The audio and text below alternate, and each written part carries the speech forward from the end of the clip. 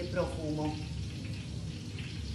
Oggi spaghetti alla Nerano con il provolone del Monaco, direttamente dalla penisola sorrentina. Quando portavano i formaggi a Napoli, questi casari arrivavano a Napoli con il mantello e il cappuccio. I napoletani, che mettevano i nomi a tutto quanto, li chiamavano i Monaco. Così nasce il provolone del Monaco. Mo ci facciamo un bello spaghetto alla Nerano, iniziamo a friggere le zucchine.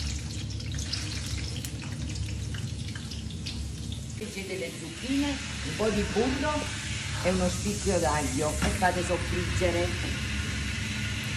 Poi ragazzi iniziamo a tagliare il provolone del Monaco. Ora ci facciamo una bella grattugiata di provolone. Muovete l'aglio e prendete le zucchine che avete fritto e le mettete nel burro, così insieme al basilico.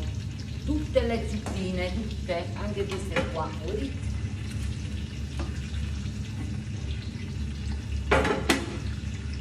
Adesso facciamo insaporire le zucchine e basilico.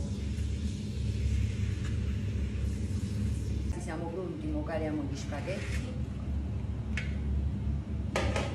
Qua prendiamo gli spaghetti direttamente dall'acqua di cottura e li mettiamo nelle zucchine. Provolone del Monaco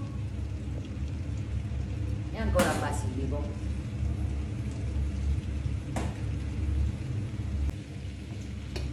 Mettiamo un po' di acqua di cottura della pasta e facciamo amalgamare bene bene tutto.